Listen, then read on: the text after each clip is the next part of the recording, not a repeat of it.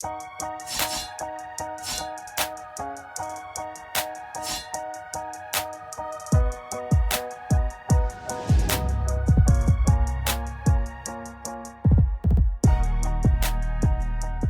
on The Chef's Cut, we're talking about the Ozempic Effect and how it's influencing restaurant menus across the country. If we just run this menu, we're going to get a bump.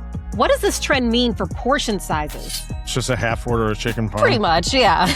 And whether or not this craze is going to change the dining landscape for a long time or just a little while. If our customers are changing their habits, we're going to change with them. Chef's Cut Nation, you know what time it is. Please take 10 seconds of your day to rate and review the show wherever you get your podcasts. It really helps.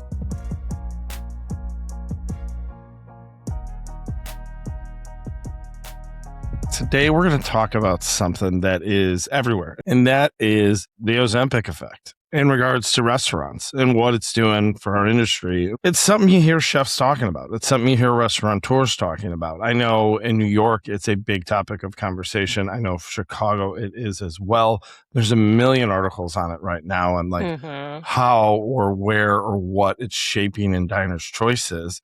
And I think it's interesting because, it's always one of those things when we talk about trends, right? So there's so many food trends you and I talk about. But then there's these exterior factors like this. Right, where it's like, right. This isn't, no chef cooked up fucking Ozempic in a lab. Definitely not. Or restaurateur. That's like or the antithesis of what a chef would create. This is, I've never seen a mixologist shake up one of these. But that affect what we do. And I think, you being in private work, I think sometimes, private work is like the first ones to see this stuff kind of. Yeah, because you're cooking for people every day. Right. And that's what I'm curious to see your thought, because we're also in two different cities. You're in the Midwest. I'm on the East Coast. You're in restaurants. I'm in private work. So I'm curious to hear what you have to say about this too. But that is such a good point. When you're cooking for people in their home on a regular basis, you're much more subjected to them controlling their food and their diet. If you're going out to a restaurant, you want to enjoy what that restaurant has to offer. You picked that restaurant because you want to try what they have to offer. When you're at home, that's very different though. You can say, I want to lose weight, so I don't want to do any carbs for 2 weeks. I want to eat only protein and steamed vegetables. It's not very exciting for the chef, but you have to understand this person has health concerns and you have to kind of cater to that.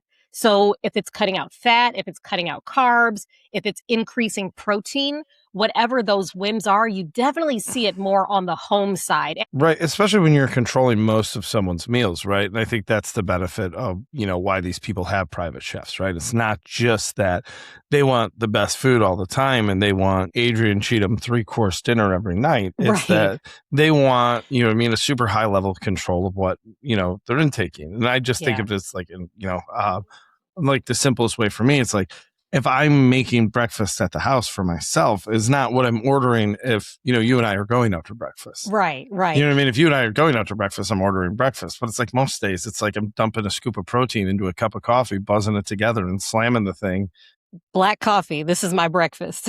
And let's talk a little bit about how these drugs work. So we call it Ozempic, but that's just kind of like, I don't know, Ozempic. It's like the Vaseline or the Kleenex of the world. It's like right. Name another petroleum jelly. Yes. So we'll call it Ozempic, but it's all, what do they call them? GLP-1s? Yeah. And so they work by changing the hormones a little bit. So you feel full very fast. It requires much less food to feel full. It slows the emptying of your stomach. So it slows down digestion. So you feel fuller for longer also. And it helps, from what I've heard, it kind of helps control like some of those blood sugar spikes, which is why it was created for diabetes. So your stomach emptying slower helps control the blood sugar spikes and drops that diabetics would get. So you're able to control what you eat. You're able to control your sugar intake. And I mean, personally, my mom takes Mounjaro, and she had some high blood sugar. She had some health concerns. And she also started taking it a few years ago. I think they approved it for weight loss like 5 years ago. Before that, it was only for diabetes. So my mom got on it once it was released for weight control. And I want to say in about a year and a half, 2 years, she was down about 50 pounds. Wow. And she was never heavy. Like, she's beautiful and she's never looked heavy to me. But the way she describes her feeling is completely different, where she can focus at work. She can focus on things that she's doing because her mind doesn't feel as scattered. And it's also helped with like inflammation in her body. So she had knee surgery and hip surgery. And she said like her inflammation numbers when she's gotten a blood test done are so much lower and she just feels better overall. But going out to eat with her is not the same. I mean, this woman used to drink me under the table, and now she'll barely finish a glass of wine. Yeah, I've heard that too. There were like the people who take it where they're like the craving for alcohol is lessened, or they don't want it as much.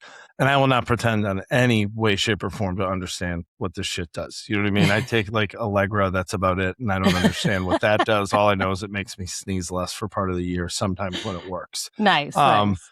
But it is interesting, like seeing it, you know, because everybody knows somebody who's on it, right? There's so many people, and I think there's a ton of chefs on it. Right. I know. You know what I mean? And it's like, and listen, and I'm not going to be the one who sit here and be like, oh no, this is what like you shouldn't or shouldn't put in your body. I smoked cigarettes for like 15 years. So you know what I mean? Like I can't, you know what I mean? I have no shame in my game of judging, you know, anyone. The number of shots of whiskey and cigarettes I've smoked, I have no place to tell anybody. Right. You know what I mean? Wait, it works. If it's working for you, baby, do it. Have fun. You know, as they say, if you like it, I love it. Go for it. But that being said, you know what I mean? People's changes in their behavior of how they eat, how they drink affects what we do for a living. Right. And that's huge. It's undeniable. Yeah. And, you know, I think you see all these articles out there, and it's interesting to me because, you know, for me, it's like working in restaurants and, you know, very like, you know, kind of chef driven restaurants. I think, you know, the trends like, you know, we always talk about how things affect restaurants immediately, whether it's weather, whether it's political, whether it's financial, whether it's whatever it is, it hits the restaurants right away. Yeah. Because, you know what I mean? Like if it's, you know, in Chicago today, like if we have, you know, a tornado warnings today, like nobody's going out. I'm losing money. You know what I mean? Like people are going to cancel reservations. People are not going to come in. I can't open the patios. You're not going to have any walk-ins. Like, it's going to hurt. I'm going to feel it just based on weather. And there's nothing I can do about that today. Yeah. So it's like all those weird things. And so I think it's an interesting thing of like looking at like, how does this affect? Because I do think you see people like going out less. Right. And that's kind of overall because things are so much more expensive, but it's hard to know. It's like a chicken egg kind of thing. Which came first? Right. The rising prices and people going out less, or eating less because of these drugs and that affecting their behavior?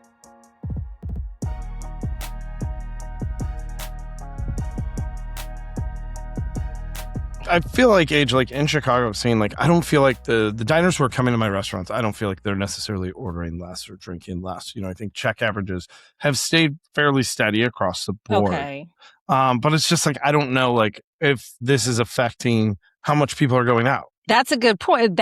So there is a little bit of data. There's not like, obviously this is growing and shifting all the time because this is still relatively new, but the NRA had a big survey that came out in May. So just a couple months ago, and they polled a ton of people, some who are on GLP-1s and some who are not. And as it turns out, according to their survey, people who are on GLP-1s are going out to eat on average slightly more than people who are not on them.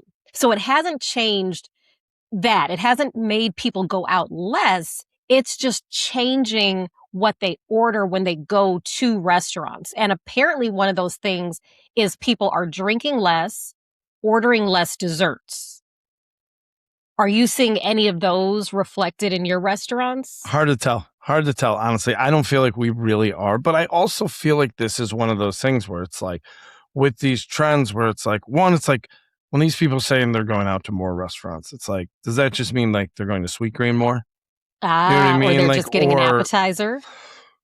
Yeah, and it's like, and I don't see that. And I think it's just like one of those, I'm in a restaurant space of like, I said, I've kind of like the more like chef-driven restaurants. It's not like most of the places I run are not a place people are going to eat at multiple times a week, right? Mm-hmm. So I think in restaurants, it's more like the quick service, the chains and stuff like that. They are more reactionary to the trends.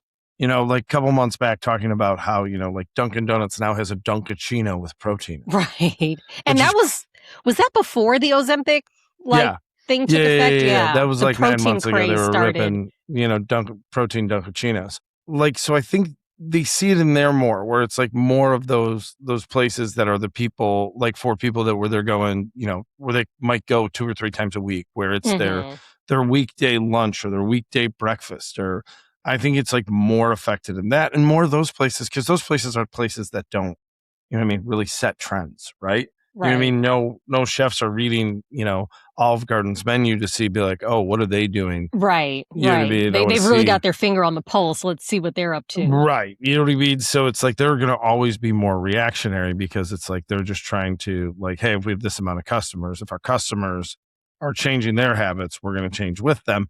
Where I think, for, chefs like myself, it's like we exist more where we're a little bit on the towing the line of those special occasion restaurants. Mm-hmm. So it doesn't fit into your normal day-to-day life necessarily, right? Where it's like you're going to come in and, you want to do the thing we do.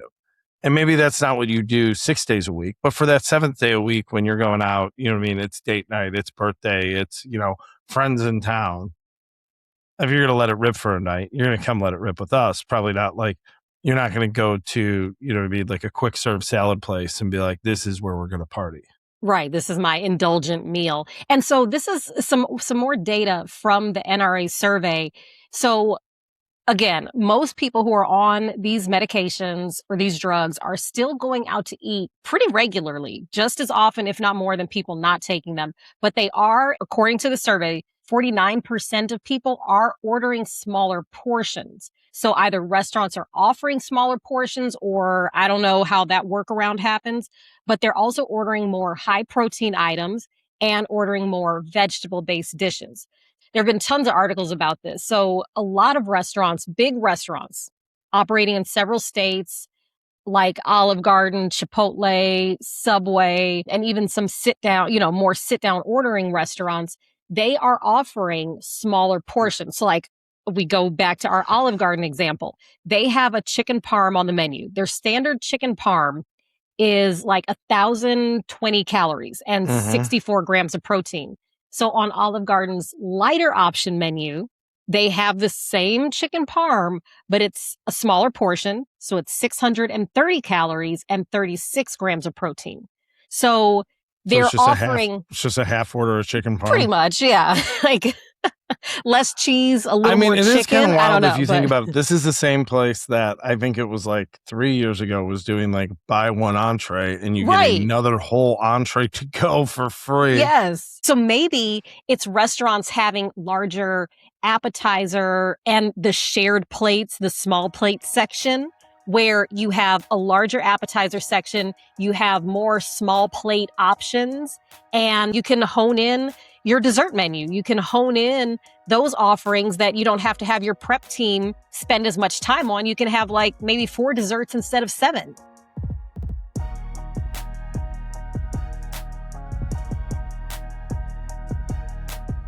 American dining has been built on the premise for decades that you get more value by giving larger portions. So just more food, supersized fries, supersized drinks, a massive chicken parm the size of your head. Like nobody needs to eat that, but that's kind of how our country operates, like on showing value. I want to eat that, Adrienne. Yeah, I want to eat that's that the problem, though. The size of my head.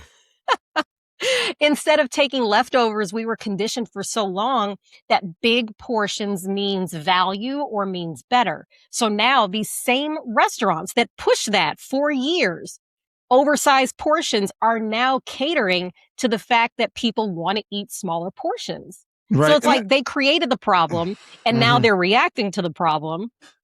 Right. And I think, you know, like, I think some of this is just like restaurant trend in general that chef driven restaurants have been on for a minute, right? Where it's like, we've been really focusing on vegetables. We cook a ton of vegetables. We sell a ton of vegetables. You know, you think of a place like Rosemary, any vegetable we grill over that hearth, we will sell the life out of. You know what I mean? It's like the amount of zucchini we sell right now, the corn, the green beans, like we sell an unbelievable amount of vegetables. And like people are more apt to it. You know what I mean? Where I think 10, 15 years ago, people were like, oh, I don't really eat vegetables, which is like a crazy statement. So I think people are just food. Right. Yeah. You know what I mean? That's not real meal. And so I think like people are just more into that. I think people eat more seafood. And so I think like some of these things have been more naturally transitioning in how diners are eating now and have been eating. I think people are more well-versed, well-traveled, and well-informed as diners than they've ever been because of just the availability of information. So they're more open to things. For me, it's like, we can't be reactionary to trends. Like you can adjust a little bit to the diners. Like I think like with the NA thing rolling, like, you know, we've flushed out more NA options, right? Oh, more non-alcoholic beverages options. Yeah. Okay. And so like we sell a lot more of those and people really appreciate it because we work hard on them and we make really good, you know, like NA cocktails and stuff like that. And that does really well. But it's some stuff we look at all the time. You know what I mean? We look in at the end of every month to see what's, you know, selling and what's not. Okay. And things that are working and things that aren't. And being like, oh, like things like this sell really well at this restaurant. Right. So like, you know, like at the steakhouse, we're like happy hour does really well. So we should expand more happy hour or offerings. Because people really like that. And if we do more of it, maybe more people will come in for it and we'll sell more of it and it goes better. Right. And that's what some of these medications, like some of the things that I've read, people are cutting out some of those impulse side purchases. So I'm here for the side of fries. You want to order a side of fries? I want the side of fries with you. I want to try every little side dish that comes along. I'm never not here for the side of fries. I mean, it doesn't even matter the occasion. You know what I mean? Right. Like, it always makes sense. If we were getting 2 coffees and they were like, you want a side of fries? I'm like, yeah, absolutely. I mean, if you're offering. Right. Then yes, bring it on. And so that's what apparently some people say that they're cutting out on. So they're cutting out on carbs because if you're on these medications, you need to eat a higher protein diet. So that's in line with the protein craze that we were already seeing. So restaurants are really catering to that. Well, like Chipotle just straight up selling like bowls of chicken now. Yeah, just a protein just order cup. A bowl with like a protein cup. It's like, this is a protein cup. This is a bowl of chicken. This is just a leftover staff meal that you stashed on your station. You know what I mean? This isn't a dish. Right. I mean, it's like instead of ordering, you know, just a normal breakfast plate, people are ordering like 5 scrambled eggs and like a side salad or something to try to get more protein and vegetables, but fewer carbs. You know, like, and I mean, like at the new place at Tuto, we do breakfast and people come in and we offer, you know, you can get it as a scramble or a sandwich or a wrap basically. And I think like as much as there is that, I think the bigger trend is like people like the real ingredients. You know what I mean? People come in and it's like, because we make eggs fresh. You know what I mean? It's 3 farm eggs scrambled fresh. Like when you order them and like real vegetables from farms and good cheese. And like, I think that carries as much weight with people as just the idea of like just stacking protein, you know what I mean? Stacking carbs. But I think they do see it more on that commercial scale where it's like, because you remember, and I think that's the thing, like with these crazy big food trends, like you remember like, these are the same places that had like, we're putting like little peas on their menu for like paleo friendly things, right? Yeah. Or remember like Atkins? Like when people, yes, it's like, here's a pound of bacon with a steak that like has TGI 2 tablespoons Fridays of buttermilk. Was doing like Atkins friendly menus. You know what I mean? And I don't know that business model. I've never run a TGI Fridays or a Chili's or a Ruby Tuesdays or any of those places where if they're just like, yeah, if we do that, like we'll get a bump. Right. If we just run this menu, like if we just follow whatever trend this is, like we're going to get a bump. And so like, I wonder, do you think this is how people were like freaking out about like Slim Fast back in the day in like the early 90s when Slim Fast came out? Like, or like Weight Watchers. Everybody's mom was just living on Slim Fast and cigarettes. And they were like, restaurants were like, we're doomed. Like Slim Fast is going to run us all out of business. Yes, and Weight Watchers, where people would like count their points with what they order on the menu, and some places even had like Weight Watchers points with their menu items because it was huge. Like it was huge because Oprah did it. Oh yes, anything Oprah does, we know is gonna blow up. So you're not seeing a huge impact in your restaurants, but the chain restaurants that cater to massive people, because some of the states that have the most number of prescriptions for these drugs are in places that have massive populations with high diabetes rates and high obesity rates. So like Texas, Florida are the top 2 states. In New York, what I find really interesting, I've read an article that said the number 1 zip code in New York is actually a zip code that has the least number of health concerns like diabetes. So people are definitely taking it for weight loss there as opposed to like so health it's a little control. more designer drug there. Right, exactly. It's to help you like look good in a bikini in the Hamptons versus like controlling your diabetes. Where in Texas, you do have a lot of those chains, those Olive Gardens, the Darden restaurants, the Chipotles, they're doing massive numbers there. And so they are catering to that huge population in Dallas and Houston, in all these cities that these restaurants are doing so much business. So they're 100% catering to what people want. Right. And those chains they've been in trouble. Like it's no secret, you know what I mean? There's tons of, you want to read articles about that too. There's a million out there, right? And they've been in trouble for a minute. I think the heyday of chains when, I remember talking to somebody who worked for Darden and they were telling me like, oh yeah, they used to have 4 private jets for the Darden group that they would fly people around in and like all these crazy things. And like, those are not the days we're in now. So I think like, any reaction to their product right now, they're like, we have to get ahead of it. We have to figure it out. But you know what I mean? It's kind of, you got to think like if you're an Olive Garden and your whole move have always been like, we're going to give you just as much food as you want. It's so much food. And now you're like, oh, our play is going to be, we're going to serve a half chicken parm. Right. Unlimited breadsticks. Unlimited breadsticks. But half chicken parm. Right. Like, are they going to cut the unlimited breadsticks in half? Well, it's like, now it's just a mini breadstick. You can still have as many as you want, but they're half the size. I wonder, but that's so interesting how restaurants are at the whim of broader societal things. So GLP-1s, these Ozempic classes of drugs, there's 12% of the population on them. And I do find it really interesting. Before I read the NRA survey, I would have thought that more people taking these are going out less often. And it's not the case. The case is that they're actually just ordering differently when they get to the restaurants. And if they're at these chain restaurants, they want to see that healthy option. They're looking for the menu items that are half portions versus the, 2,000 calorie chicken parm. They want the under 1,000. But I think it's also with this one that's different about the other health trends is that, you remember back in the day, it's like as all these other ones rolled out, you would know what somebody was up to based on how they ordered.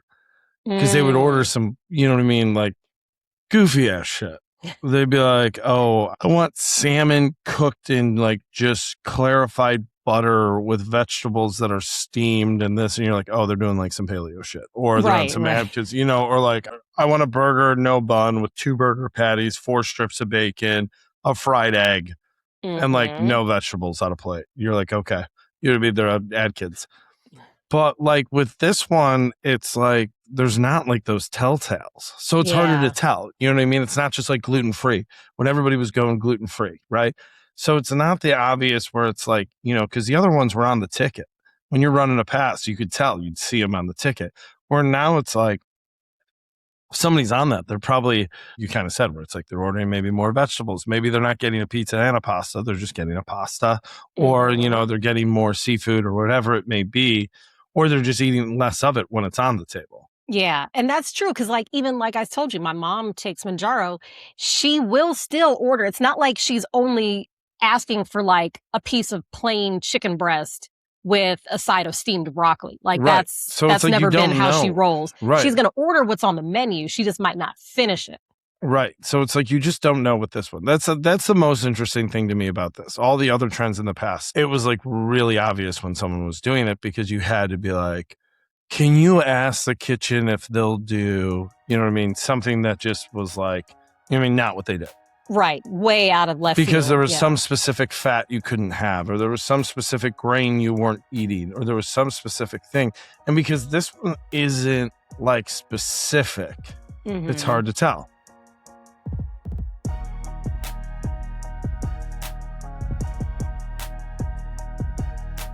So, Joe, I have a question for you. So with these drugs changing the way people are ordering at restaurants, and mind you, 12% of people are taking these, and these drugs are moving into pill form. So people will no longer have to inject them with a needle.